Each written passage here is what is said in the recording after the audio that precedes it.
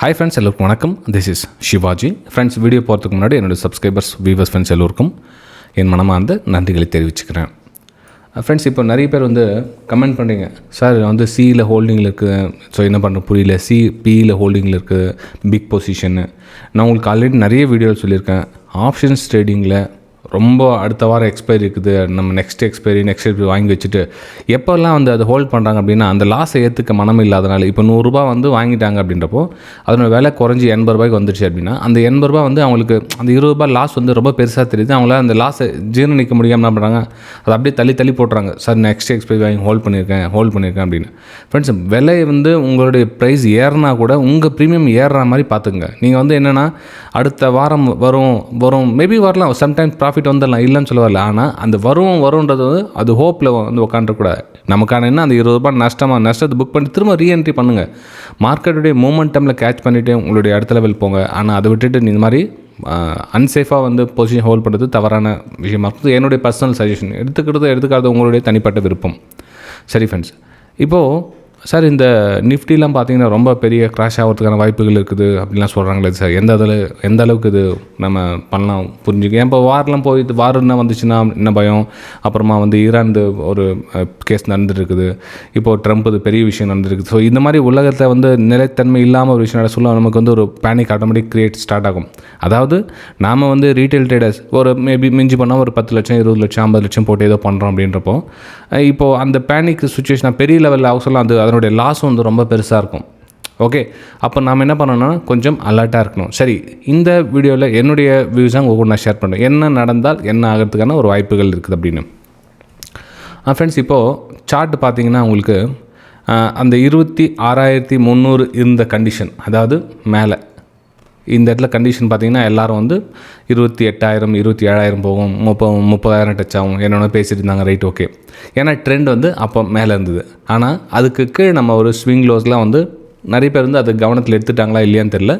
ஆனால் அந்த ஸ்விங் லோஸ்லாம் பார்த்திங்கன்னா உடச்சிட்டு கீழே ட்ராவல் பண்ணிகிட்ருக்காங்க. நல்லா கவனிங்க.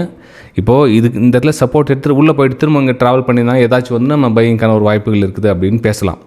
ஆனால் 200 EMA லைனுக்கு கீழே ட்ராவல் பண்ணிகிட்ருக்காங்க. இது 1 hour டைம் ஃப்ரேம் சார்ட் நான் சொல்கிறது. மேபி 25,000 தொடுமா சார் இப்போது நிஃப்டி. இப்போ 25,000 தொட்டுச்சுன்னா நம்ம என்ன சார் பண்ணலாம் அப்படின்னு ஃப்ரெண்ட்ஸ். ஆனால் வாய்ப்புகள் அப்படின்னு பார்த்தீங்கன்னா உங்களுக்கு லாஸ்ட் அந்த வீடியோவில் போட்டிருந்தேன் நான், அதாவது பிக் மூவ் நெக்ஸ்ட் அப்படின்னு சொல்லிட்டு லாஸ்ட் வீடியோ போட்டிருந்தேன். அந்த வீடியோவில் அந்த 25,000 தொடுமா அப்படின்றத அந்த விஷயத்தை கொஞ்சம் இந்த வீடியோவில் ஒன்லி நம்ம நிஃப்டி மட்டும் தான் பார்க்கலாம். ஆக்சுவலாக நம்ம ஏபிசிடி போட்டிருந்தோம். இது முக்கியமான ஒரு நியூஸ் பேஸ்னாக இருக்கிறதுனால பேனிக் ஆகாமல் உங்களுடைய பொசிஷன் பொறுத்து நீங்கள் டிசைட் பண்ணிக்கலாம். ரைட்டுங்களா? சரி, இதில் நம்ம கணிக்கிற விஷயம் என்னென்னா இந்த சப்போர்ட் ரொம்ப ரொம்ப முக்கியமான ஒரு சப்போர்ட் ஃப்ரெண்ட்ஸ். அதாவது உங்களுக்கு அந்த நம்மளுடைய எஜுகேஷன் குரூப்பில் சொல்லியிருந்தேன் இல்லையா, அங்கே 25,900 அப்படின்ற ஒரு ரொம்ப ரொம்ப முக்கியமான ஒரு ரெசிஸ்டன்ஸ் ஏரியா அது. ஏன்னா இங்கே செல்லர்ஸ் ஃபுல்லாக மார்க்கெட்டை புஷ் பண்ணி கீழே டவுன் பண்ண ட்ரை பண்ணுறாங்க. அதே மாதிரி இந்த லோவெலாம் கட் ஆகிட்டாங்க. அதாவது இங்கே பையர்ஸ் இருந்தாங்க, பையர்ஸோட சப்போர்ட் முறிஞ்சு போச்சு. அதே மாதிரி 200 EMக்கு கீழே ட்ராவல் பண்ணிகிட்ருக்காங்க. அப்போது இந்த 200 EMக்கு கீழே என்ன தான் ட்ராவல் நம்ம பண்ணாலும் நம்ம இங்கேருந்து ஒரு பையிங்கான வாய்ப்புகள் பார்க்கக்கூடாது.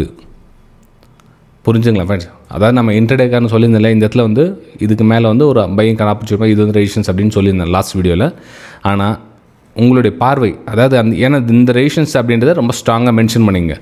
ஸோ இந்த ஏரியாவில் ப்ரைஸ் இங்கே வர சொல்ல நம்ம பையிங்கான ஆப்பர்ச்சுனிட்டிஸை பார்க்காம இருக்கிறது பெட்டராகும். அதாவது வரும் நாட்களிலோ அல்லது வரும் வாரத்திலோ என்னுடைய கணிப்பு பிரகாரம் பார்த்திங்கன்னா 25,000 தொடுவதற்கான வாய்ப்புகள் மிக மிக அதிகம். அதுவும் கீழே தாண்டி போகிறது சான்ஸ் இருக்குது. ஆனால் ப்ரெசென்ட் அடுத்த அந்த வழி அந்த வே. ஸோ இந்த வழியில் ப்ரைஸ் போகிறதுக்கான ஒரு வாய்ப்புகளை பார்க்கலாம் இந்த மாதத்துக்குள்ளே. ஜனவரி இன்றைக்கி 15 இல்லைங்களா? ஸோ இந்த மாதத்துலேயே மேபி கொஞ்சம் கொஞ்சமாக சின்ன அதே கண்டினியூ எப்படியே வந்துடும் நான் சொல்ல வரல. கொஞ்சம் லைட்டாக புல் பேக் எடுக்கும், கீழே வரும், புல் பேக் கீழே. ஆனால் இந்த ரெசிஸ்டன்ஸ் மட்டும் ஞாபகமாக வச்சுங்க. அந்த resistance area very very important. எப்போது இந்த 200 EMக்கு மேலே தாண்டி உங்களுக்கு க்ளோஸ் கொடுக்குதோ அப்போ ஏதாச்சும் ஒரு வெயிட் பண்ணுங்கள். ஓகே, கொஞ்சம் ரிலாக்ஸ் ஆகலாம். அதாவது மார்க்கெட் கொஞ்சம் ரிகவர் ஆகிறதுக்கான வாய்ப்புகள் இருக்குது அப்படின்ட்டு ரிலாக்ஸ் ஆகும். திரும்ப கீழே க்ளோஸ் கொடுத்துச்சு அப்படின்னா அகைன் டேஞ்சர் ஜோன். ஏன்னா நமக்கு இந்த ட்ரெண்ட் லைன் ட்ரா பண்ணி ஒரு பிரேக் டவுனுக்கான ஒரு வாய்ப்புகளை நம்ம பார்க்கணும்.